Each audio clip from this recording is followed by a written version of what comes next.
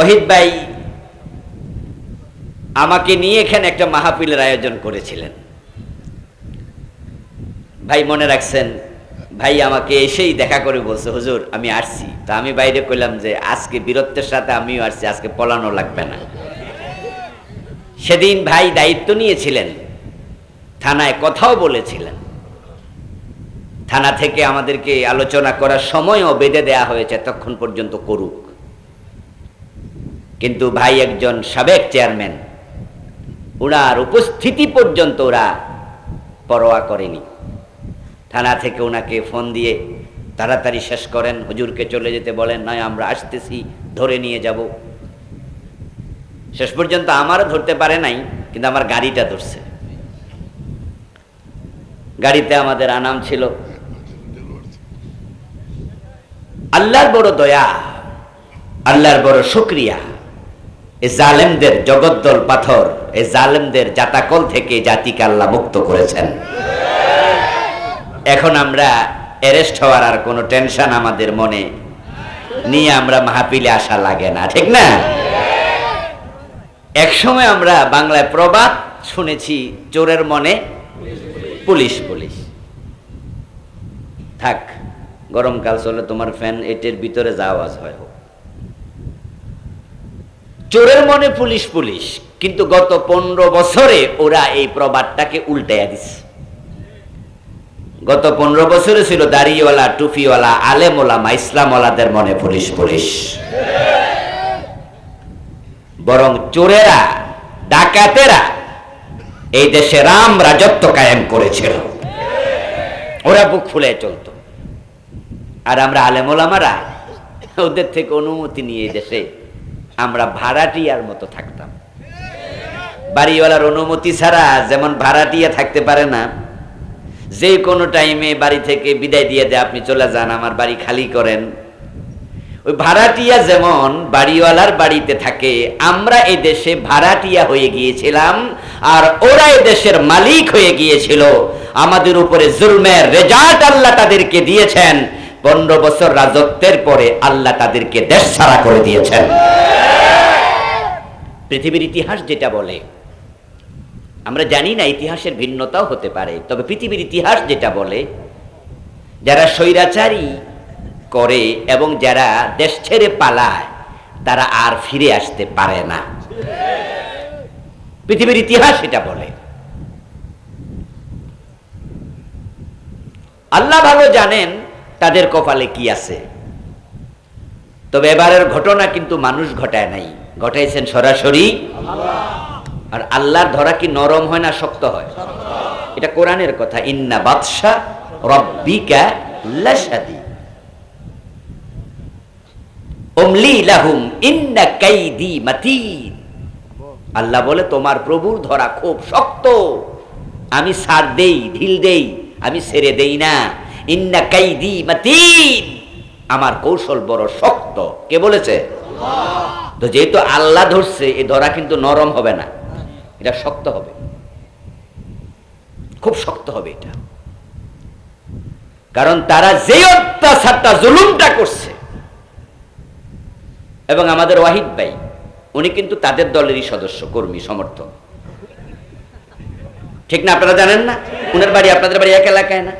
আচ্ছা, উনি যেহেতু ওই মাহফিলের অর্গানাইজার ছিলেন, কমপক্ষে কতটুকু আস্থা তাদের রাখা উচিত ছিল যে এই ভাই যেহেতু দায়িত্ব নিয়ে বাশার সাহেবরা আনছে, নিশ্চয় বাশার সাহেব কমপক্ষে আজকের মাহফিলে আমাদের সরকারের বিরুদ্ধে তেমন কিছু বলার কথা না, যেহেতু উনি আয়োজক। আর আমরা তো বিবেক কারো কাছে বন্ধক দিয়ে থাকি না, বিবেক তো আমাদের মরে যায়নি।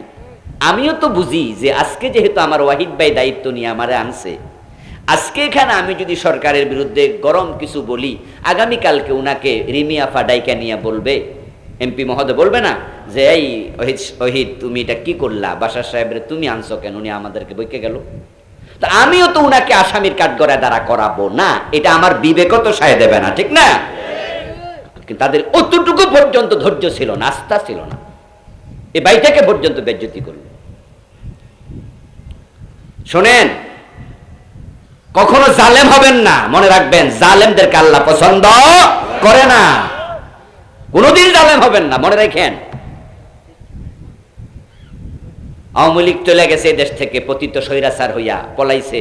কালকে বিএনপি ক্ষমতা আসতে পারে, অন্য এক দল আসতে পারে, ক্ষমতার পর পরিবর্তন হবে। কিন্তু চান্স পাই আপনারা আবার আমাদের গলা ছাইপা ধরেন না, ওদের মতো আচরণ করেন না। যদি করেন একই আচরণ আল্লাহ আপনাদের সাথে ফিরাইয়া দেবে। আল্লাহর সামনে সবাই অসহায়। আল্লাহ আকাশ এবং জমিন যেদিন ভাঙবে, একদিন ভাঙবে না? কিয়ামত হবে না? কয় সেকেন্ড লাগবে? আল্লাহু আকবার। ওয়ামা মুরসাতি ইল্লা কালামহিল বাসারি আও হুয়া আকরাব। কোরআন মাজিদ আল্লাহ তাআলা বলতেছেন, আমি যখন তামাম দুনিয়া ভেঙ্গে খান খান করব, চোখের পলক পড়তে যা সময় লাগে এর চেয়ে কম সময়ের ভিতরেই করব। ইল্লা কালামহিল বাসার, ইন্নামা আমরুহু ইযা আরাদা শাইআ আন ইয়াকুলা লাহু কুন। আমি কুন বলি, দ্যাটস ওকে, ফায়াকুন। আপনি পয়সাওয়ালা মানুষ, বাড়ির পাশে একজন গরিব আছে, জুলুম করেন না। আপনি এলাকার নেতার ভাতিজা, তাগড়া যুবক, ঢাকা ইউনিভার্সিটি পড়েন, রিক্সাওয়ালা রিক্সা চইরা ভাড়া কম দিছেন, ঝগড়া লাগা থাপ্পড় মাইরা দিয়েন না। জালেমরা কখনো সফল হয় না। ইন্নাহু লা ইউফলিহুজ জালিমুন, জালেমরা সফল হয় না, কোনদিন জালেম হবেন না। গত 15 বছরে তারা জালেম হয়ে গেছিল, চরম জালেম হয়ে গেছিল, যা মন চাইছে তা করছে। এত করছে, কত লোক আয়না ঘরে নিয়ে বন্দি করে রাখে। আরে প্রফেসর গোলাম আজম যদি রাজাকার থাকে, উনার ব্যাপারে আপনাদের কোন অভিযোগ থাকে, উনাকে অ্যারেস্ট তো করছেন, জেলেও তো রাখছেন। আচ্ছা, উনার ছেলের দোষ কি? ও ব্রিগেডিয়ার আজমিকে আয়না ঘরে নিতে হবে কেন? আচ্ছা, আপনারা বলুন তো, এটা কি বিচার হলো যে অন্যায় করছেন আপনি, শাস্তি পাবে আপনার ছেলে? এটা কি বিচার? এই বিচার কি মগের মূল্য কত মনে হয় না? আরে যদি আপনাদের অভিযোগ থাকে মীর কাসেম আলীর বিরুদ্ধে, উনি যুদ্ধ অপরাধী ছিল, সত্য মিথ্যা অভিযোগ এটা আদালত বলবে, সত্য মিথ্যা আদালত দেখবে। কিন্তু উনার ছেলে ব্যারিস্টার আরমান, ফোলাপান মানুষ, ওকে আয়না করে নিতে হবে কেন? ওর দোষটা কি? কি ভাবেন, কি ভাবেন আপনি? আপনি মনে করছেন যে আমার এ ঠেকায় কে? আল্লাহর ক্ষমতা এত বেশি, রান্না করা ভাত খাইয়াও পলাইতে পারেন নাই। ঠিক না? ঠিক না? কল্পনাও তো আমরা করি না, আমরা কেউ ভাবিও না এটা হয়ে যাবে, আমরা ভাবিও না। এগুলো আমাদের জন্য শিক্ষা। কিন্তু ওই যে আমাদের পাশে, আমাদের ওই যে নজরুল ভাই চাকরি করে, যে মাদ্রাসা প্রিন্সিপাল, উনি বাড়ির পাশে একজন মাওলানা হেলাল উদ্দিন, আপনারা তো চিনবেন মনে, অনেকে ওনাকে চিনেন, হেলাল ভাইকে। গতবারও আমার মাহফিলে আনছিল, আগামী বছর একটা মাহফিল উনি নিয়ে রাখছিল, আমার ডেট নিয়ে রাখছিল হেলাল ভাই। হঠাৎ শুনলাম একজনে ফোন দিয়ে জানাইলো, হেলাল ভাই মাছ ধরতে যাইয়া নৌকার মাঝে পইরা মরে গেছে। শোনেন, আল্লাহ কখন কাকে সরাইয়া দেয়, কাউকে ক্ষমতা থেকে, কাউকে দুনিয়া থেকে, আল্লাহর 1 সেকেন্ডও লাগে না। এই জন্য আপনারও মনে রাখা উচিত, আল্লাহর সামনে আপনি আমি কিচ্ছু না।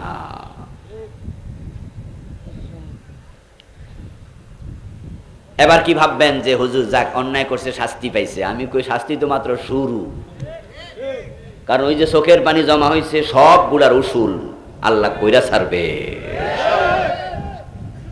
এজন্য ওরা তো পলাইছে, আপনারা যারা পলান নাই আপনারা তওবা কইরা লান, ওদের সাথে ছিলেন যারা, তওবা আপনারাও কইরা লান, না হয় গজব আপনার উপর আসতে পারে। ওদের উপর আসছে একরকম, আপনার উপর আসবে আরেক রকম। আল্লাহ তোরা বড় মারাত্মক, এটা বড় মারাত্মক। আমার বাপ যদি অন্যায় করে, আমার এই সাহস আছে, আমি আমার বাবার বিরুদ্ধে বলি, এবং এই সাহসিকতা আপনার রাখবে, আমাদের থাকবে। আমরা সবাই যদি অন্যায়ের বিরুদ্ধে কথা বলা শুরু করে দেই, সমাজটা অন্যায় মুক্ত হয়ে যাবে ইনশাআল্লাহ। জালেমরা মাথা তুলে দাঁড়াতে পারবে না। আল্লাহ শুকরিয়া যে আল্লাহ দীর্ঘ 15-15.5 বছর পরে আমাদের সকলকে নির্দ্বিধায় নিশ্চিন্তে বিনা অনুমতিতে, আমার সবচেয়ে ভালো লাগে এবারের মাহফিল যেটা, সেটা হলো কোনো কমিটি আর মাহফিলের জন্য অনুমতির জন্য কারো কাছে যাওয়া লাগে না, ঠিক না? খুব মজা, কি মজা। এবারে আলহামদুলিল্লাহ, ঠিক না? এটা আগে দল বিদল ছিল না, সবাই দেওয়া লাগতো, আইন করছে টিউনুর কাছে যেতে হবে। আচ্ছা, টিউনু এবং ওসি ওরা কি দেশের মালিক না দেশের চাকর? ওরা কি করে? ওরা কি করে? প্রজাতন্ত্রের তারা চাকর, আমাদের ট্যাক্সের টাকা তাদের বেতন হয়। ওই চাকরকে তারা মালিক বানায় আসছিল। ওরা আইন জারি করছে, সার্কুলার করছে, টিউনুর কাছে অনুমতি নিতে হবে, ডিসির কাছে নিতে হবে, ওসির কাছে যেতে হবে, এ করতে হবে, ওই করতে হবে। ওরি বাবা রে বাবা, মাহফিল কমিটির জুতার তলা অর্ধেক নাই। আচ্ছা, আওয়াজ দিয়ে বলুন তো, জমিনটা কার? কোরআন কার বাণী? তো আলেমরা কার কথা প্রচার করে? তো আল্লাহর কথা আল্লাহর জমিনে বলতে তোদের অনুমতি নিতে হবে কেন? কি আইন করলি তোরা এটা? এখন আইনওয়ালারা কই? আইন তো গাইন হয়ে গেছে। আল্লাহ শুকরিয়া, আলহামদুলিল্লাহ, আলহামদুলিল্লাহ। আল্লাহ তার জমিনটাকে আমাদের জন্য উন্মুক্ত করে দিয়েছেন। বলেন আলহামদুলিল্লাহ, বলেন। এটা আল্লাহর বড় দয়া। এখন আমরা কথা বলতে কোনো অনুমতি লাগে না। বাংলাদেশে এই সিস্টেমটা কিন্তু আগে ছিল না। মাহফিল হবে, হুজুররা ওয়াজ করবে, কোরআনের কথা বলবে, কিসের অনুমতি? আল্লাহ তাআলার বড় মেহেরবানি, যিনি আমাদের জন্য কোরআনের এই ময়দানকে উন্মুক্ত করে দিলেন, খুলে দিলেন, কোরআনের কথা বলার মতো, শোনার মতো কোরআন মুখী হৃদয় দিলেন, আজকের এই চমৎকার পরিবেশ দিলেন, আজকের এই প্রোগ্রামে আসার মতো সুস্থতা দিলেন। এই সবগুলো নেয়ামতের মালিককে। সেজন্য আমরা আলোচনার শুরুতে মন প্রাণ উজাড় করে, অন্তরের সবটুকুন শ্রদ্ধা এবং ভালোবাসা দিয়ে আমাদের মনিব আল্লাহ তাআলাকে শুকরিয়া জানাই, কৃতজ্ঞতা জানাই। সবাই মিলে জোরে জোরে একবার কালিমাতু শুকর পড়ি, আলহামদুলিল্লাহ। প্রিয় দিনী ভাইরা, আমি আপনাদের সম্মুখে পবিত্র কোরআন মাজিদ থেকে সূরাতুল মুলকের বরং শেষ দিকে মা অত্যন্ত গুরুত্বপূর্ণ কথাটাই স্মরণ করাইয়া দে, বাবা তুই বাঁচলে তো আমাদের সম্পদ হবে, এজন্য তুই নিজের স্বাস্থ্যের প্রতি যত্ন নিস, খেয়াল রাখিস। শেষ কথাটা দামি হয় তো সূরাতুন নাস আল্লাহ কোরআন শেষ করে দিলেন, লাস্ট সূরা। সেখানে তিনি পরিচয় স্মরণ করাইয়া দিলেন, কুল আউযু বিরাব্বিন নাসি মালিকিন নাসি ইলাহিন নাস। সুবহানাল্লাহ পড়ে। ও নবী, আপনি বলুন, আমি আশ্রয় চাই মানুষের মালিকের কাছে। কুল আউযু, আমি আশ্রয় চাই বিরাব্বিন নাস, মানুষের রবের কাছে, মালিকিন নাস, মানুষের মালিকের কাছে। এখানে মানুষ এবং মালিক দুই সত্তা। আমরা হলাম সবাই মানুষ, আর আমাদের সাথে সম্পর্ক মালিকের হবে। এজন্য কোরআন শুরু হলো রব দিয়া, শেষ হলো আবার রব দিয়া। আলহামদুলিল্লাহি রব্বিল আলামিন, কুল আউযু বিরাব্বিন নাস। আবার যখন প্রথম আয়াত নাজিল হয় তখনও রব, ইকরা বিসমি রাব্বিকাল্লাযী খালাক। আবার যখন কবরে যাবেন তখনও প্রথম প্রশ্ন, মা মান রব্বুক। সুবহানাল্লাহ। রব মানি প্রভু, রব মানি মালিক। আপনাকে বারবার রবের কথা মনে করানো হচ্ছে, প্রভুর কথা, মালিকের কথা স্মরণ করাইয়া দিচ্ছে। এর কারণ হলো আপনি মাঝে মাঝে ক্ষমতা পাইয়া, অর্থ পাইয়া নিজেরই মালিক মনে করে বসতে পারেন। এজন্য জমিনে আমরা দেখেছি কিছু মানুষ বেশি ক্ষমতা পাইয়া সে যে গোলাম, সে যে চাকর, এটা তার মনেই নাই, সে দাবি করে বসে সে মালিক। যেমন ফেরাউন সরাসরি বলেছে, আনা রাব্বুকুমুল। ফেরাউনকে আল্লাহ তাআলা লম্বা হায়াত দিয়েছিলেন। কোন কোন ঐতিহাসিক তার জীবনী লিখতে গিয়ে বললেন যে সে রাজত্বই করেছে 400 বছর, কেউ কেউ 200 বছর, কেউ কেউ 40 বছর, কম বেশি বলেছেন। লম্বা হায়াত পেয়েছে ফেরাউন, তাকে আল্লাহ এমন ক্ষমতা দিছে, তার ইশারায় বনি ইসরাইলের ছেলে জন্ম নিলে জবে করে ফেলা হতো। একচ্ছত্র ক্ষমতা যাকে বলে। আমাদের যেই প্রধানমন্ত্রী 15 বছর দেশ চালাইছে শেখ হাসিনা, আচ্ছা উনি যদি আইন করত বাংলাদেশে জামাত ইসলামীর গড়ে ফোলা হইলেই যাইয়া জবাই করে লেবা, এই পুলিশেরা তোমরা খবর নিবা এই টোক এলাকায় যত জামাত ইসলাম আছে ওরার ছেলে হইলে জবাই করে লেবা। বলুন তো আসলে পুলিশ কি এই আইন মানতো? কি মনে হয় আপনাদের কাছে? আমার মনে হয় কইতো যে এটা কেমন কথা, বলতো যে জেলে টেলে নিমু কিন্তু বাচ্চা জবাই করে লামু, এটা কঠিন হয়ে যেত না একটু? স্বাভাবিক। পুলিশরা কইতো যে ওসি কইতে যান আমনে জবাই করেন, দারোগা কইতো স্যার আমি পারতাম না, স্যার আমনে যান গা, আমনে জবাই করেন। কি আপনারা কি আমার সাথে দ্বিমত না একমত? এত নিচে, এত নিচে নামতো। প্রধানমন্ত্রী বললে বরং এটা নিয়ে ওসিরা বলতে পারতাম না, টিওন দারোগা ডিসি তারা বলতো, এবং অনেক এলাকার এমপিরাও কইতো ম্যাডাম এটা কি আইন করলেন, মানসি কিতা কইব। কিন্তু ফেরাউন আইন করছে, তার বিরুদ্ধে একজনও কথা বলে নাই, বরং জবাই করছে। এতে বোঝা যায় ফেরাউনের ক্ষমতা ছিল অনেক বেশি। ইউযাব্বিহুনা আবনাআহুম ওয়া ইস্তাহয়ুনা নিসাআহুম, তারা ছেলে হলে জবাই করে দিত, মেয়ে হলে বাঁচিয়ে রাখতো। ওই ফেরাউন যখন দেখলো তার কথার বাইরে কেউ চলে না, সে যা বলে তাই হয়, এক পর্যায়ে সে বলে বসলো আনা রাব্বুকুমুল আলা, আমি তো তোমাদের বড় খোদা,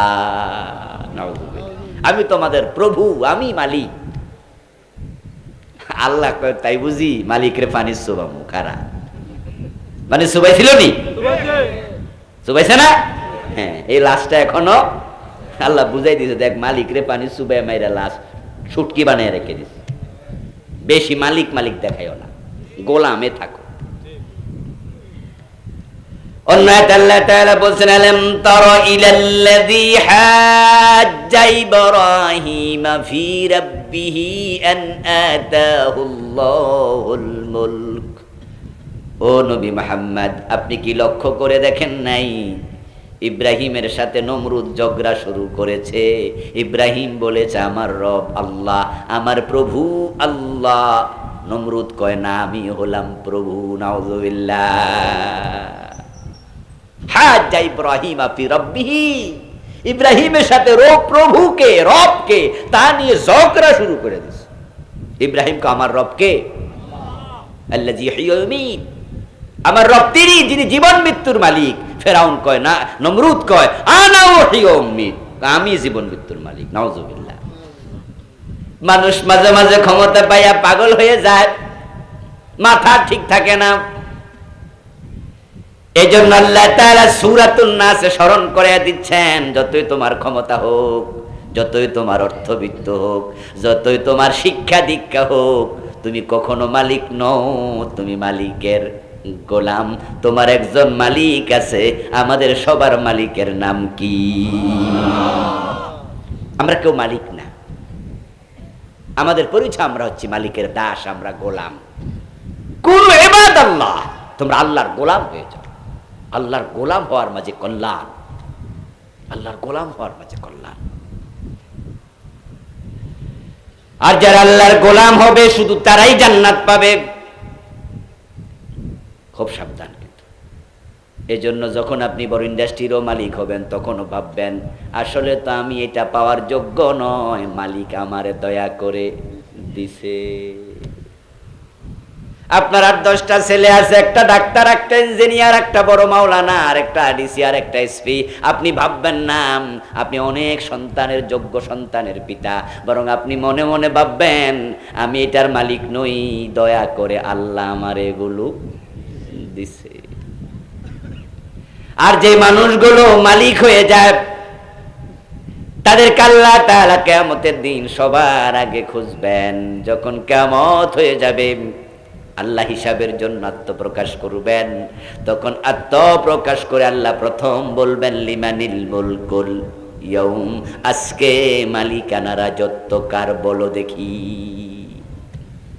ইয়া দুনিয়া ইনা মুলুকুকে, এই দুনিয়া তোমার মালিকেরা কই? খোঁজার স্টাইলটাই ভিন্ন। কোথাও যখন মার্ডার মামলা হয়, 8-10 জন আসামি থাকে, পুলিশ কয় নাম্বারটা আগে খোঁজে? কি ভাই কিছু বোঝেন টোঝেন না মনে হয়? যেন লাগবে না, লাগবে না। পুলিশ কয় নাম্বার আসামি 1 নাম্বার খোঁজে? হ্যাঁ, কয়টা নাটের গুরু, এটা বাইর করলে পরে এমনি বাকিটি বাইরে যায়। হাসরের ময়দানে আল্লাহ প্রথম খুঁজবে দুনিয়া যারা মালিক ছিল তাদেরকে। আপনারা মনে মনে ভাববেন না হুজুর আমরা কেউ মালিক নই, আমরা তো গোলামি ছিলাম, আমাদের হাসর সহজ হবে। আমি প্রশ্ন করতে চাই দোস্ত, যদি আপনারা গোলাম থাকেন তাহলে আল্লাহর জমিনে আল্লাহর আইন না মাইনা নিজেরা সংবিধান বানালেন কেন?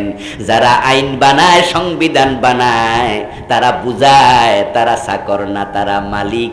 কারণ যিনি মালিক আইন বানানোর ক্ষমতা শুধুই তার। আপনার বাড়ির যদি কোনো চাকর থাকে, এর কথা কি সংসার চলে? না ঘরে যিনি প্রধান তার কথা চলে? চাকরের কথা সংসার চলে? চাকরের কথা ফ্যাক্টরি চলে? চাকরের কথা এলাকা চলে নাকি? চলবে তো মালিকের কথা। তো মালিকের কথায় যদি চলে, মালিকের আইনের কিতাবের নাম কি?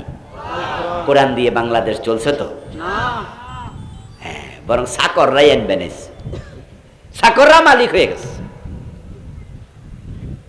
মালিক আইন দিয়েছে চোর চুরি করলে হাত কেটে দাও। 72 সালে ডক্টর কামাল মিয়া যখন সংবিধান লেখেন, স্বাধীন বাংলাদেশের সংবিধান কমিটির তিনি প্রধান। চোর ধরে হাত কাটতে হবে, কোরআনে আইন আছে, এটা ডক্টর কামাল কি জানতো না? তার কমিটির লোকেরা জানতো না। কিন্তু মালিকের আইনটা সে বাংলাদেশে আইনে ঢোকায় নাই। এই আইন বাদ, বরং আইন ঢুকাইছে চোর ধরে জেলে দাও। জেনা করলো বিবাহিত 100 বেত খাওয়া লাগবে। বিবাহিত লোক জেনা করলে পাথর মেরে সঙ্গে সার করে হত্যা করা হবে। এই আইন ডক্টর কামাল জানতো না। কয় আইন বাদ, বরং আইন ঢুকাও। যদি ছেলে মেয়ে মিউচুয়ালি সেক্স করে, জেনা করে, 2 জন রাজি থাকে, তাহলে কোনো বিচারের দরকারই নেই। বাংলাদেশের আইন, বাংলাদেশের আইন। আপনি নিজে দেখলেন আপনার পার্শ্ববর্তী প্রতিবেশী কোনো এক মহিলা এবং একটা ছেলে, তারা নিজেরা একটা ঘরের ভিতরে জেনা করছে। আপনি দরজা খুলে হঠাৎ করে দেখে ফেলছেন তারা স্বামী স্ত্রী না। আপনি থানায় দৌড় মারেন, থানায় গিয়ে যায় বলেন যে ওসি সাহেব আমরা 5-6 জনে দেখছি অমুক ছেলে মেয়ে জেনা করছে। ওসি সাহেব বলবে যে আরে মিয়া, ওই মেয়ে মামলা না করলে আমি কিটা করতে? কথা বুঝছেন?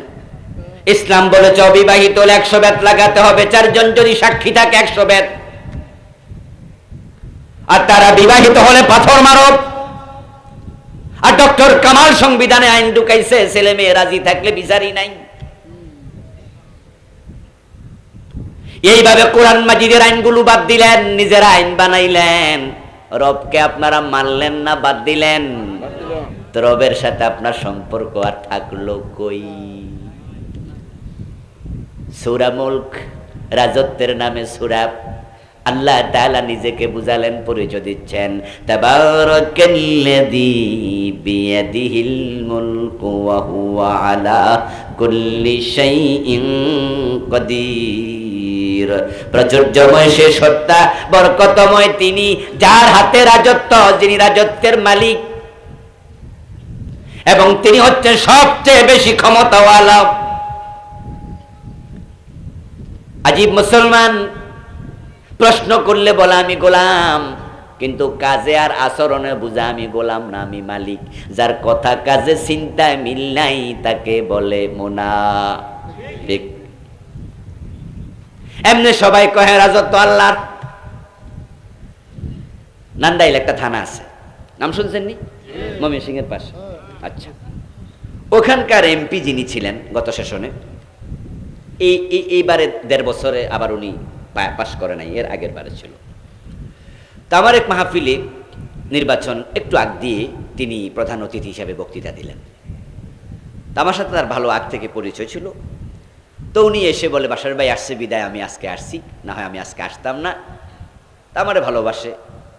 তার বক্তৃতা আমি একবারে খুব সুন্দর করে শুনলাম, সুন্দর সুন্দর কথা বলে। এক পর্যায়ে তিনি বললেন যে দেখেন, ক্ষমতা আমাদেরকে আল্লাহ দেয়, আবার আল্লাহ চাইলে ক্ষমতা কেড়ে নেয়। তা আমি আপনাদের 5 বছর এমপি ছিলাম, আগামীবারও আমি নির্বাচন করার চিন্তা আছে। আপনাদের যদি আমি সেবা করে থাকি আমারে আরেকবার দিয়েন। তবে আপনাদের কাছে দোয়া চাই, আমি জানি যে আমার আল্লাহ যদি ক্ষমতা না দেয় আমি পাশ করব না, আর তিনি চাইলে আমি পাশ করব। ওরে বাবা, তার ওয়াজ শুই না আমার তো মনে হয়েছে জীবিত আল্লাহর ওলি, যে এত সুন্দর কথা বলতেছে। ও বন্ধু, সংসদ ভবনে দাঁড়ায় আমাদের অনেক নেতাকে বলতে শোনা যায়, তারা বলেন কোরআন আমাদের সংবিধান। আমি তো কই কত সুন্দর কথা বললো, আসলে তো ঠিক তাই। তো যে লোকটা বলে ক্ষমতা আল্লাহ দেব, কোরআন আমাদের সংবিধান, কিন্তু পাশ হইয়া সংসদে ঢুইকা সে কোরআন দেয়ার সংবিধানও মানে না, যে আল্লাহ ক্ষমতা দিল তার আইনও আর চালু করে না, কথার সাথে কাজের কোনো মিল আর নাই। এরকম হলো তো চলবে না। এবং যারা এই চরিত্রের মানুষ তাদের ব্যাপার আল্লাহ খুব নারাজ, খুব শক্ত। এই জন্য যারা মুনাফেক তারা থাকবে জাহান্নামে, কাফেরদেরও নিচে, কাতারে না, কাফেরদেরও। ইন্নাল মুনাফিকিনা ফিদ দারকিল আসফালি মিনান নার, তাদের উপর আল্লাহ বড় নারাজ।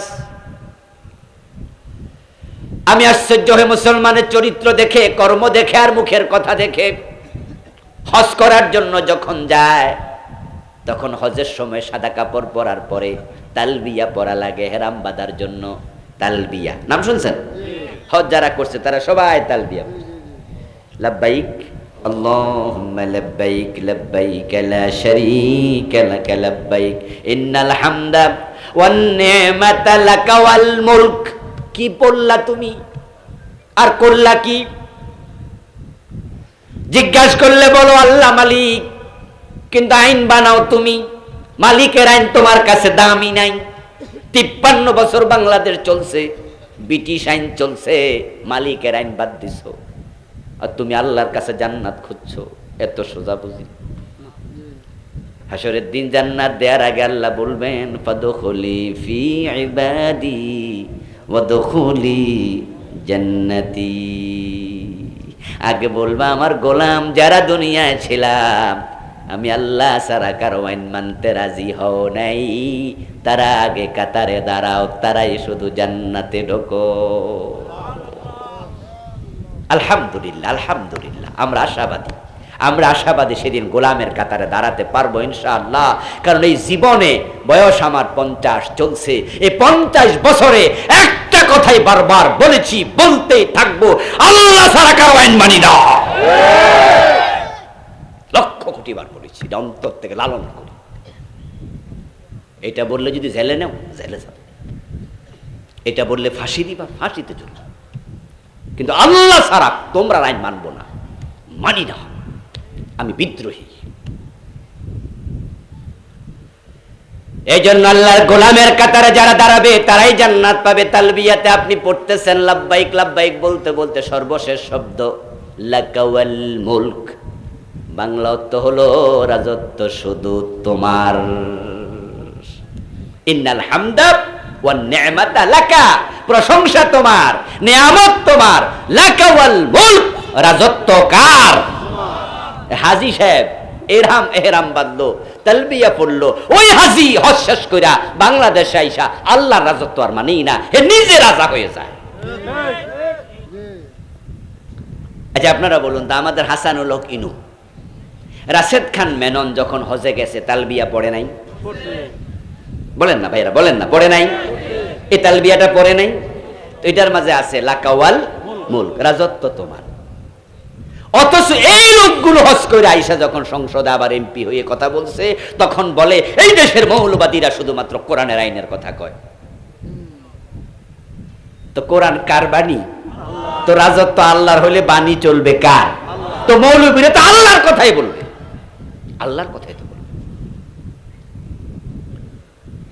এই দোস্ত, যদি জান্নাতে যেতে চান, আজ থেকে মানব রচিত কোন আইনের সাথে, কোন বিধানের সাথে, তন্ত্র মন্ত্র সংবিধানের সাথে সম্পর্ক রাখা যাবে না। আপনি জান্নাতে যেতে চাইলে আপনাকে আল্লাহর রাজত্ব আল্লাহর হাতে তুলে দেন। তিনি রাজত্বের মালিক। হাসরের ময়দানে তিনি খুঁজবেন, কারা আসো দুনিয়ায় যারা মালিক হইছিলাম, তারা আসো সামনে। কিন্তু কেউ সেদিন রাজি হবে না বলতে আমি মালিক, কেউ বলবে না, কথাই বলবে না, কথার জবাব দেওয়ার কেউ নাই। লিমানিল মুলকুল ইয়াউম, আজকে রাজত্ব কার? এক পর্যায়ে আল্লাহ নিজে বলবেন লিল্লাহিল ওয়াহিদিল কাহ্হার। সুবহানাল্লাহ। প্রিয় ভাইরা, আল্লাহ রাজত্বের মালিক, তিনি রাজা। বাড়ি কার? আমার। গাড়ি কার? আমার। জমিন কার? আমার। ওই পর্যন্ত চোখে যা দেখেন সব আমার। আমার আমার বলতে বলতে ভাবছে দেশটাই তার এবং তার বাবার। আল্লাহ বুঝাই দিছে, না তোর কিচ্ছু না, তুই ফেরারি আসামি, তোর ফলানের জায়গাও নাই, পৃথিবী তোকে গ্রহণ করবে না। ফেরাউনকে পৃথিবীর মাটি গ্রহণ করেনি, তার লাশটা কি পৃথিবীর উপর আছে না? পানি পর্যন্ত গ্রহণ করেনি। আপনি ভাবতে পারেন ফেরাউনের লাশ পাহাড়ে আহমারে ভাসমান ছিল ৩১০০ বছর, ৩১০০ বছর পানিতে ভাসমান ছিল, কিন্তু পানি তাকে গ্রহণ পচে নাই, গলে নাই, হাঙ্গর তিমি তাকে খায় নাই। আজ থেকে ৫-৭ বছর আগে আমি গিয়েছিলাম, ফেরাউনের লাশ আমি দেখেছি ন্যাশনাল মিউজিয়ামে শটান শুয়ে আছে, সটকি হয়ে গেছে কিন্তু পচেনি, গলেনি। অথচ আমরা ইতিহাসে পড়লাম, কোরআন হাদিস থেকে যা জানলাম, ওই বাহারে আহমার লোহিত সাগরে ফেরাউন একা ডোবে নাই, তার সাথে সৈন্য ছিল। সবার লাশ পচে গেছে, তার লাশ আল্লাহ পচতে দেন নাই। কোরআনে আল্লাহ তাআলা বলেছেন, আল-ইয়াউমা নুনাজ্জিকা বিবাদানিকা লিতাকুনা লিমান খালফাকা আয়া। ও ফেরাউন, তোকে আমি পানির মাঝে ডুবালাম, কিন্তু তোর লাশ আমি পচতে দেব না, গলতে দেব না। তোর বদন, তোর দেহটাকে আমি মুক্ত রাখবো। আল্লাহর কথা কত চমৎকার সত্য। ৩১০০ বছর পানিতে ছিল, কিন্তু পানি তাকে ডুবতে, পচতে, গলতে দেয় নাই। পানি বাসায় রাখছে তাকে। কেন? লিতাকুনা লিমান খালফাকা আয়া। আল্লাহ বলে তোকে দেখে দেখে মানুষ যেন শিক্ষা নেয়। তুই বলছো আমি বড় খোদা, যেন এই চিন্তা কোনো মানুষের দিমাগের ভিতরে না ঢোকে। তাহলে আজকের ওয়াজ যারা শুনতেছেন, একটু চিৎকার দিয়ে একটু বলেন তো, নিজের পরিচয় দেন তো। আমরা কি মালিক না চাকর? আমরা মালিক না গোলাম? জোরে বলেন, আমাদের মালিক কে? বরং আল্লাহর কাছে কেঁদে কেঁদে দরখাস্ত করবেন যে আল্লাহ, তুমি দয়া করে আমারে তোমার গোলামের কাতারে শামিল করো, আমার নামটা তোমার গোলামদের কাতারে, চাকরদের কাতারে লিখো। আমি তোমার চাকর হতে চাই, আল্লাহর চাকর হতে চাই। আর আল্লাহ যদি দয়া করে বলে যাও, তোর আমি চাকরিটা দিলাম, তাইলে পাইয়া গেছেন। বাংলাদেশ সরকারের যত পোস্টে চাকরি হয় তার মাঝে বিসিএস একটা পোস্ট আছে, আসেনি? যারা বিসিএস ক্যাডারে যায় তারা কি চাকর না? এরাও চাকর। এই জন্য টিওনো, ওসি যারা বড় বড় চাকরি, ডিসিমিসি, এরা কি? সবচেয়ে বড় চাকরের নাম হলো সচিব। এই বেটাও চাকর, মানে বুড়া চাকর। আর চাকর হইতে হইতে কি হয়েছে, দাড়ি টাড়ি পাইকা বুড়া হয়েছে, বড় চাকর হয়েছে। আমার বন্ধু, বিসিএস ক্যাডারে যারা চাকরির জন্য দরখাস্ত করে তারা সবাই কিন্তু চান্স পায় না। চান্স পায় মেধাবীরা। যখনই প্রথমে দিল, একবারে শুরুর পরীক্ষা, এটার নাম প্রিলিমিনারি, লাখ লাখে দিল, টিকলো অর্ধেক। তারপরে এবার হবে রিটার্ন, লাখ লাখ দিল, টিকলো কয়েক হাজার। তারপরে হবে ভাইবা, আবার কয়েক হাজার থেকে নে কয়েকশো। তারপরে এবার মেডিকেল চেকআপ, তারপরে এবার পুলিশ ইনভেস্টিগেশন, অনেক ঘাটে পানি খাইয়া, সাঁতার কাটটা কাটটা, শেষ পর্যন্ত যখন সরকার একটা তালিকা প্রকাশ করে, এবারের বিসিএস অমুক অমুক অমুক চাকরি পাইছে, যাদের নাম আছে, এমন জোরে লাফ মারে, ঠিক না? ওরি বাবার বাবা, অনেক সময় লাফে ছোড়ে, যদি গড়ের ছাদ নিচু হয় লাগতো, এমন লাভ মারছে। অথচ কি হয়েছে? চাকর হয়েছে। কি হয়েছে? কয় না কয় আমার চাকরি হয়েছে। তো চাকরি শব্দটা কি? চাকর যোগ রস্যই। ই প্রত্যয় যোগ হয়েছে চাকরের সাথে। আচ্ছা, চাকর হইয়া বাংলাদেশ গভর্নমেন্টের বেড়া যদি এত লাভ মারে, আর আল্লাহর চাকর হইতে পারলে কেমন লাভ মারা দরকার, কেমন লাভ মারা দরকার। সুবিধাটা কি? সুবিধা হলো আপনার যদি একজন মালিক থাকে আল্লাহর মতো, আপনার আর কোনো টেনশনই নেই। আল্লাহর মতো মালিক যদি পেয়ে যান, আমরা পেয়ে যেতে পারি, দুনিয়া আখিরাতে আর কোনো টেনশন নাই। বিসিএস ক্যাডারের চাকরি হয়েছে মানে সরকারকে পেয়ে গেছে তার মনিব হিসাবে, মালিক হিসাবে, দুনিয়ার অভিভাবক হিসাবে। সরকার এবার তাকে চাকরি দেবে, পোস্টিং দেবে, বেতন দেবে, তার বাড়ি দেবে, ঘর দেবে। বিসিএস ক্যাডারের চাকরি যদি পায় তাহলে শুধু টাকা দেয় না, থাকার ঘরও দেয়, দুইটাই দেয়। এই জন্য লাভ পাচ্ছে আর খুশি হইয়া, মানে এখন থেকে আর আমার থাকার ঘর নিয়েও টেনশন নাই, বাজার খরচে টাকা নিয়েও টেনশন নাই। সরকার আমার দায়িত্ব নিছে, লাভ মারছে।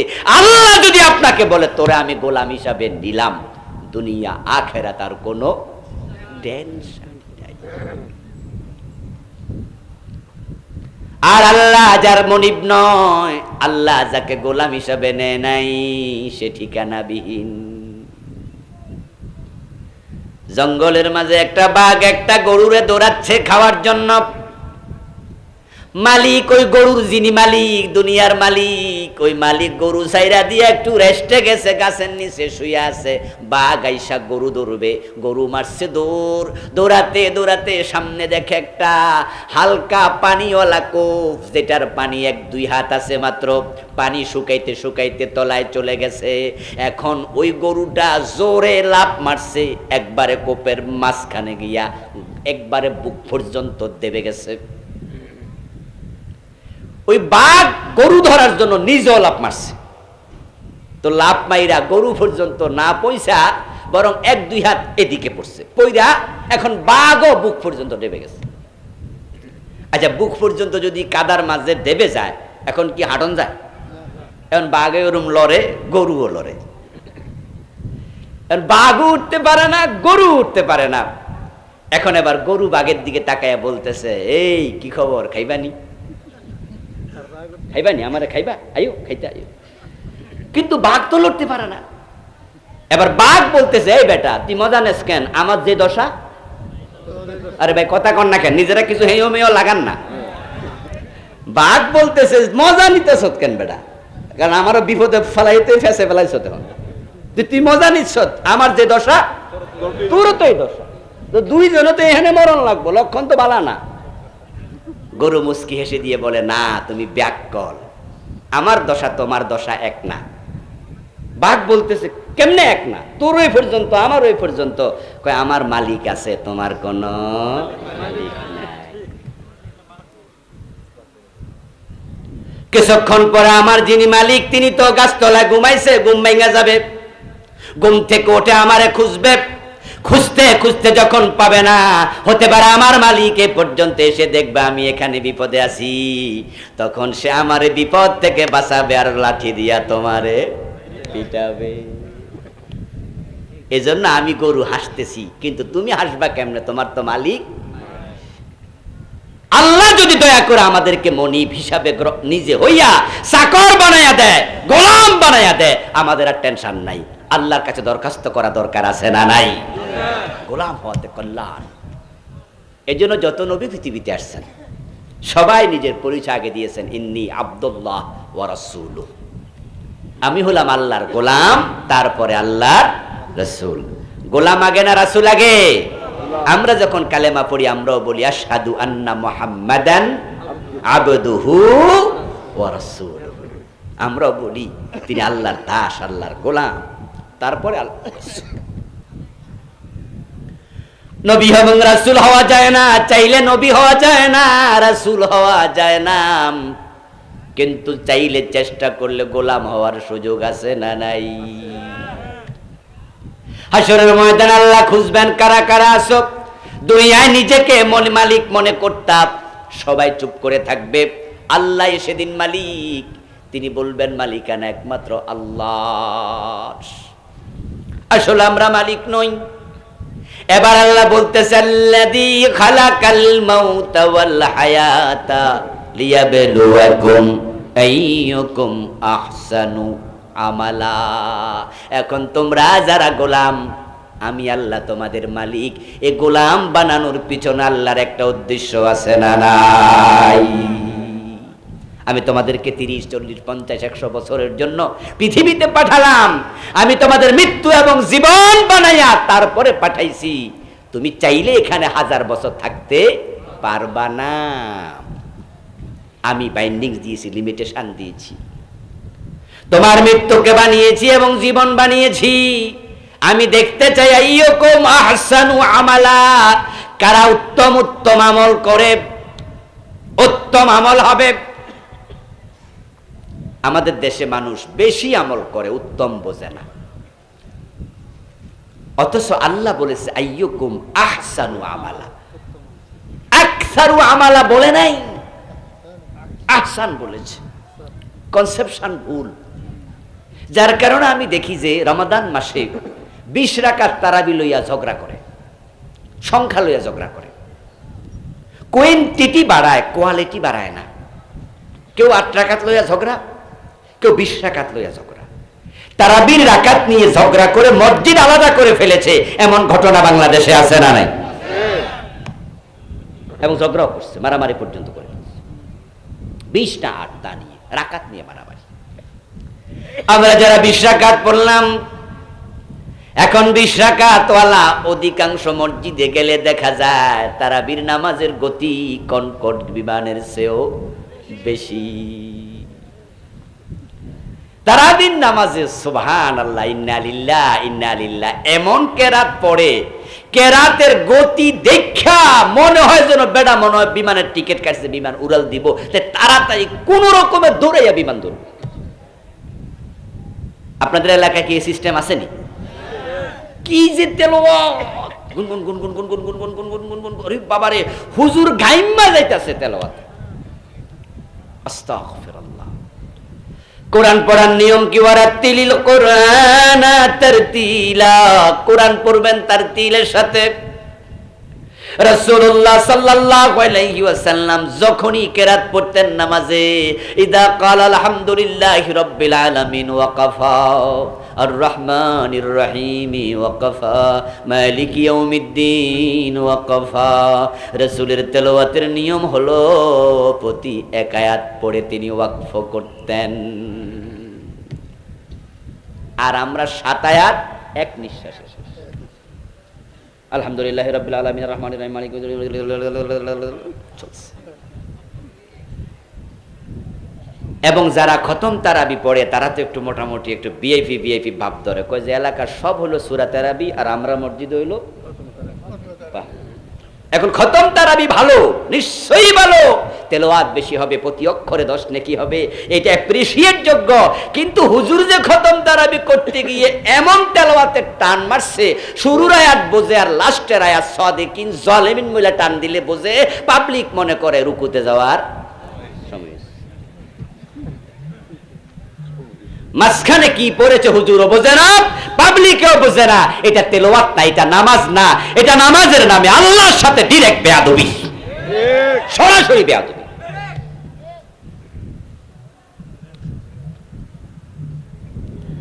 আইয়ুকুম আহসানু আমালা, আকসারু আমালা নয়। প্রিয় নবীজি মুহাম্মদ সাল্লাল্লাহু আলাইহি ওয়াসাল্লাম যখন নামাজ পড়তেন, সহিহ বুখারীতে পাওয়া যায়, আমার রাসূল নামাজে যখন দাঁড়াতেন, মা আয়েশা রাদিয়াল্লাহু তাআলা আনহা বলেন, এত লম্বা কেরাত পড়তেন, এত লম্বা কেরাত পড়তেন, তারে মাকাদামাহু, আমার রাসূলের 2 পা ফুলে মোটা হয়ে যেত, পায়ে পানি জমে যেত।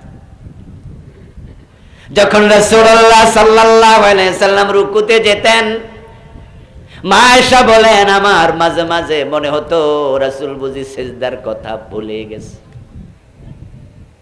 আর আমার রাসূল যখন সেজদায় যেতেন, এত লম্বা সেজদা রাসূল করতেন, আমার ভয় হতো তিনি আবার ইন্তেকাল করে ফেললেন কিনা নামাজের ভিতরে।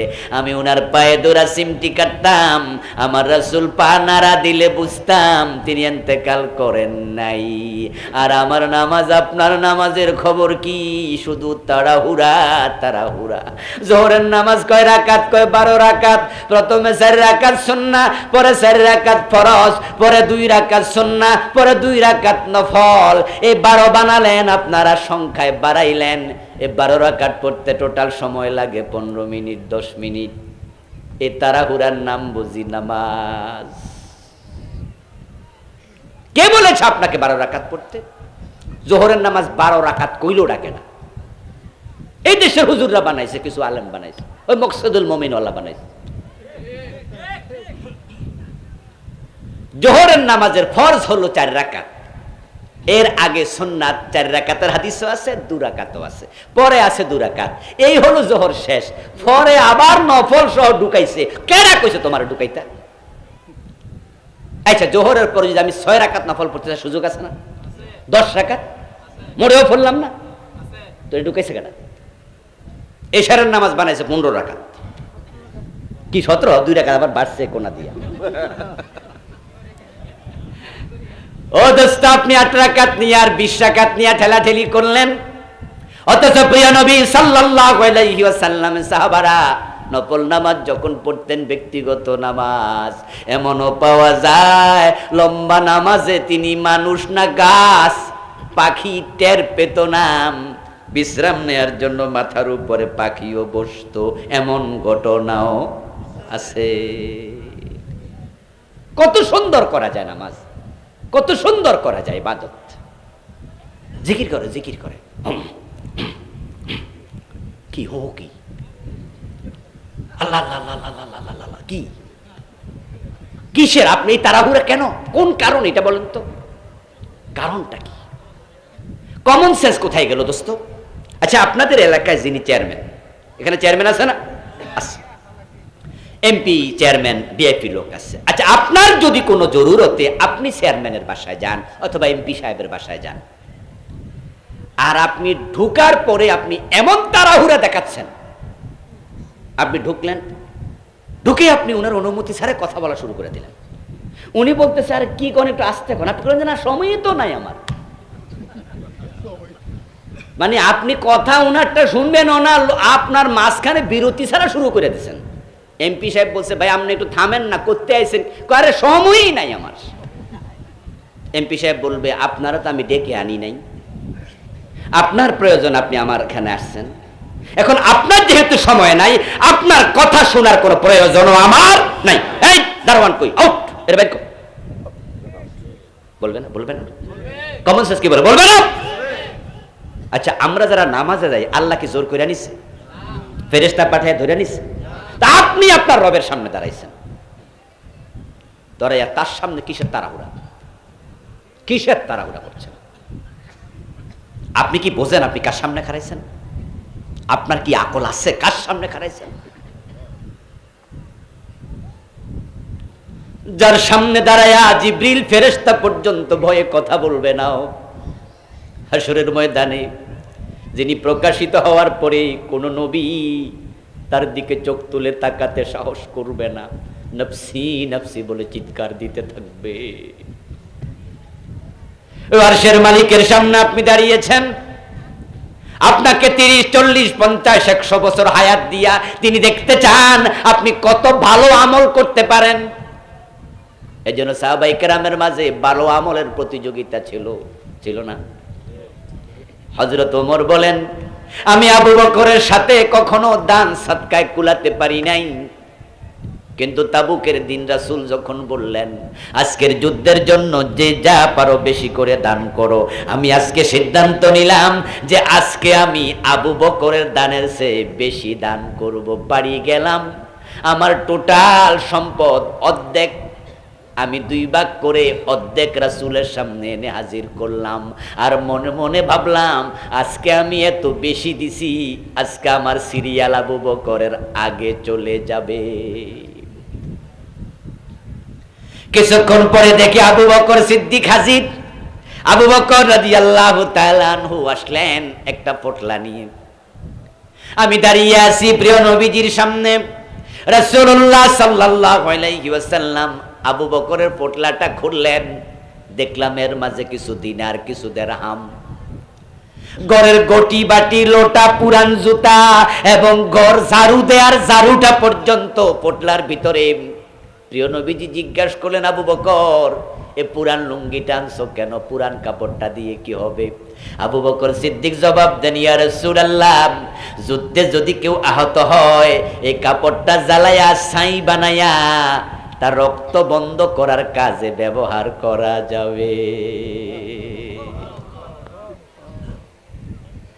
আজকের যুগের মতো তখন কি মেডিকেল সায়েন্সের এত আধুনিক ওষুধপাতি ছিল?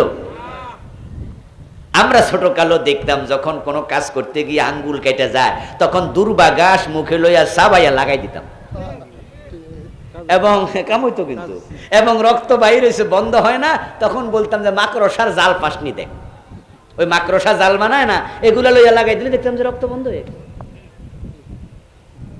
আবু বকর সিদ্দিকের গটি বাটি, পুরাতন কাপড় সপড় ঝাড়ু সব দেখে আমার রাসূল জিজ্ঞাসা করলেন, মা কাইতালি হালিকাইয়া আবু বকর, ও আবু বকর পরিবারের জন্য কি রেখে এসেছো সেটা আগে বলো। আবু বকর সিদ্দিক জবাব দেন, আবকাইতুল্লাহ লাহুম ওয়া রাসূলহু, আমার পরিবারের জন্য আল্লাহ এবং রাসূলকে রেখে সব নিয়ে এসেছি।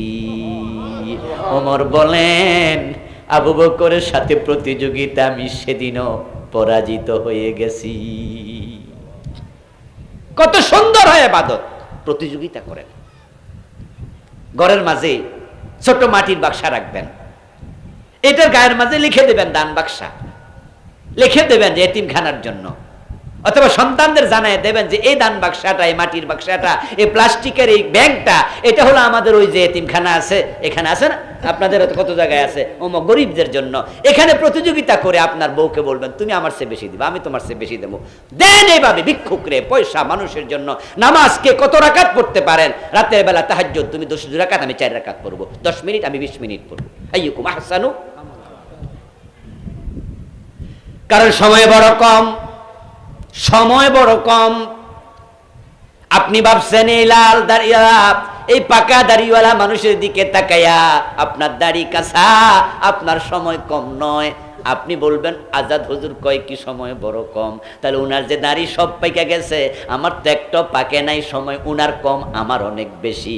কিন্তু দোস্ত এমনও তো হতে পারে উনি আরো 10 বছর বাঁচবে, তুমি 10 মিনিটও বাঁচবে না। এ দুনিয়াতে আসার একটা সিরিয়াল আছে, যাওয়ার কোন সিরিয়াল নেই। এবং আরো মজার ব্যাপার হলো আল্লাহ তাআলা সূরাতুল মুলকের 2য় আয়াতে বলছেন, আল্লাযী খালাকাল মাউতা ওয়াল হায়াত, আল্লাহ প্রথমে বানাইছেন মৃত্যু, তারপরে বানাইছেন জীবন। যে মৃত্যু আপনাকে প্রতিদিন ডাকছে, এটাকে আল্লাহ ফার্স্ট বানায় রাখছে, আপনার পিছনে লাগাই দিছে। আপনার জীবন থেকে প্রতিদিন প্রতিদিন সময় কমতেছে, কমতে কমতে হঠাৎ করে একদিন থেমে যাবে।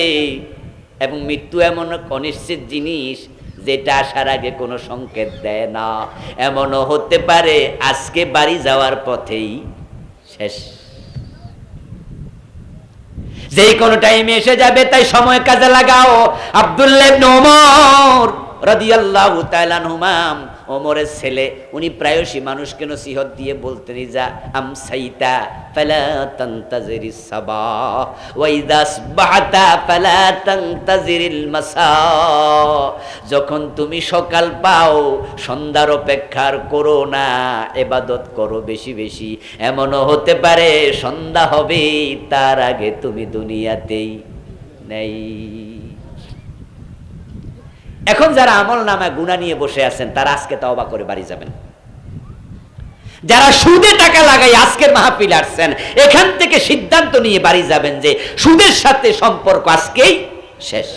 এমনও তো হতে পারে আগামী দিন সকালে আপনি, ও দোস্ত, আপনাকে শয়তান ধোঁকায় ফেলবে। সে বলবে না না, অনেকে মরবে, তুই মরবি না। এজন্য আমরা মানুষেরা পশুর মতো হয়ে গেছি।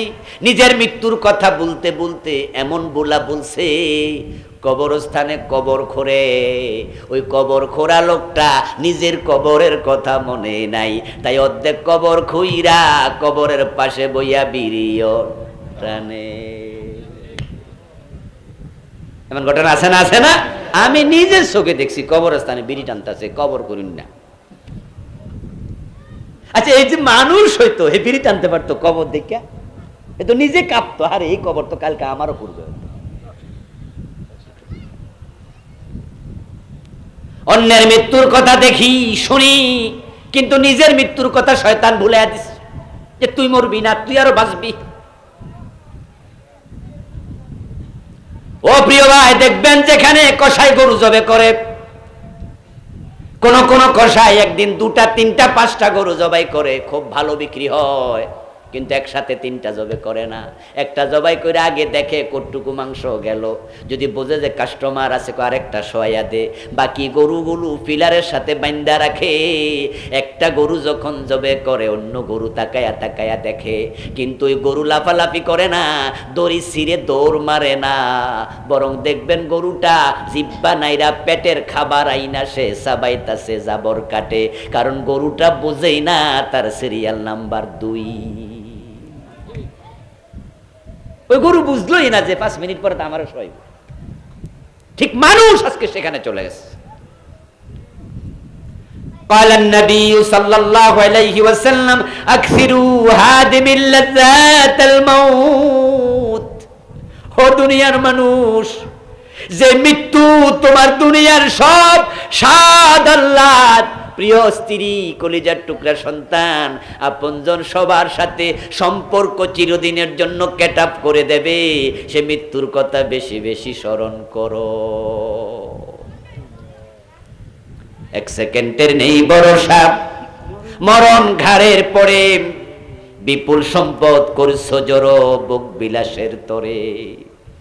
বুলবুল পাখির নেই এসেছিনু হেতাম, বেঁধেছিনু বাসা বড়ই মমতায়, সময় হলে শেষ সেরে পরিবেশ, যেতে হবে সেথায় নিয়তি যেথায়, হতে পারে গাছতলায় অথবা বাসতলায়, এমন কবর খনন হতে পারে যে কবর খনন করার সাথে সাথে পানি জমে যাবে, ওই পানির মাঝে তোমাকে শোয়া দিয়া মাটি চাপা দিয়া পঞ্জন চলে যাবে, কোনো দিন আর খবর নিতেও যাবে না।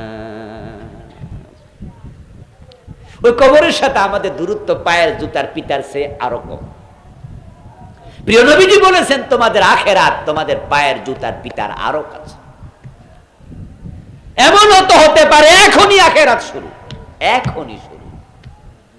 খাইতে বৈশা মরে গেছে, ঘুমাইতে গিয়া মরে গেছে, জানাজার নামাজে নামাজ আরেকজনের জানাজা পড়তে যায় মরে গেছে, এমন ঘটনা আমি জানি। আমার এক ওস্তাদ মরে গেছে জানাজার নামাজ পড়তে যায়, সুস্থ মানুষ। এই মৃত্যুর কথা স্মরণ করুন, আজকে তওবা করুন, হারামের সাথে সম্পর্ক ছিন্ন করুন। আপনি বড় হতভাগা যদি আপনি হারামের সাথে সম্পর্ক থাকা অবস্থায় মরেন।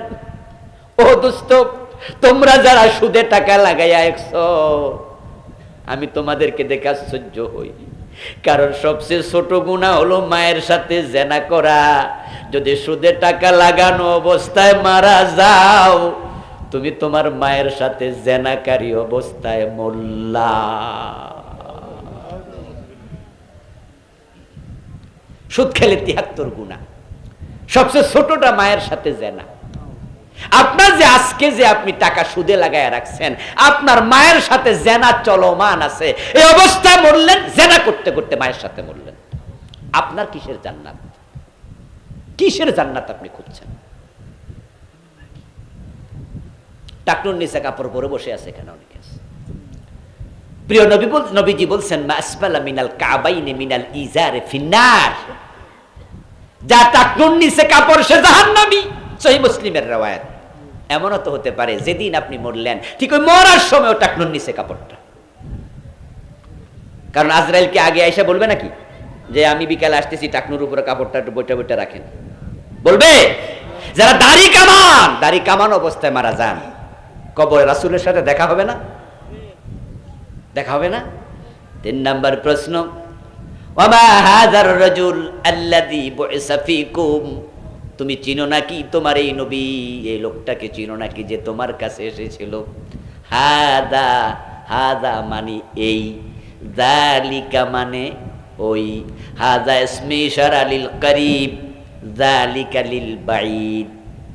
হাদা মানে এই শব্দ দিয়ে বোঝা যায় নবী মুহাম্মদকে কবরে হাজির করা হবে। এই লোকটাকে চেনো নাকি? হতে পারে আপনার কবর এবং মদিনার মাঝখানে দূরত্ব আল্লাহ কমায়া দেবে, নবী মুহাম্মদকে কবরে হাজির করা দরকার নাই, তিনি মদিনায় আছেন, কিন্তু আপনার যে কবর, রাসূলের যে কবর, মাঝখানে মাটিটা আল্লাহ সরাইয়া দেবে, কবর সামনে এসে যাবে।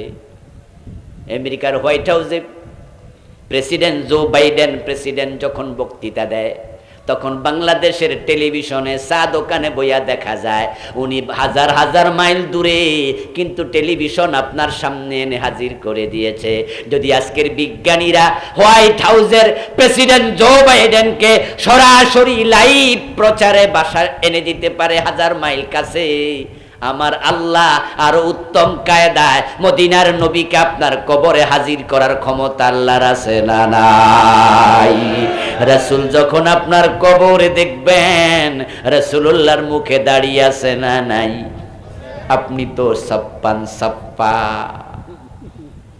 আপনি তো ক্লিন শেভ, রাসূলের চেহারার সাথে আপনার তো মিলে নাই। এই জন্য প্রিয় নবী বলছে, মানা হাব্বা জান্নাহ, জান্নাতে যেতে চাও আমার সাথে, আমার সুন্নাহ আঁকড়ায়া ধরো। এখন যাদের দাঁড়িয়ে আছে তারা তো এবার মনে মনে খুশি, তাহলে আমি জান্নাতি। না রে দোস্ত, শুধু দাড়ি টুপি সুন্নাহ না, জীবনে সব জায়গায় সুন্নাহ লাগবে।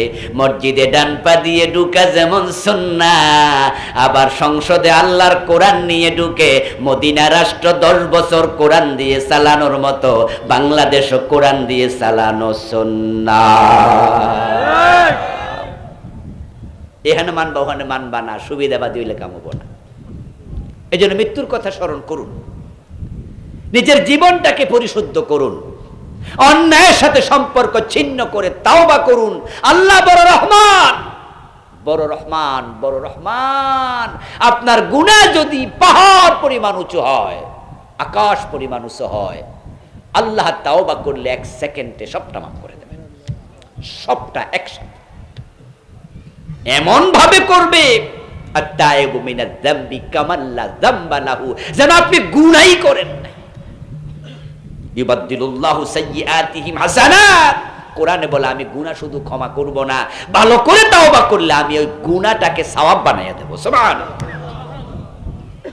আসুন প্রিয় ভাইয়েরা, আমরা সূরা মুলকের প্রথম 2 আয়াতের শিক্ষা নিজের জীবনে লালন করি, নিজদেরকে আল্লাহর গোলাম বানাই, আল্লাহকে আমাদের মনিব হিসাবে স্বীকৃতি দিয়ে আল্লাহর আইন জীবনের সব জায়গায় মেনে চলবো, এই সিদ্ধান্ত নিয়ে বাড়ি যেতে চাই। রাজি আছেন? ইনশাআল্লাহ। আল্লাহ তৌফিক দান করুন, বলি আমিন। প্রিয় ভাইয়েরা, একটু দোয়া করে দেই।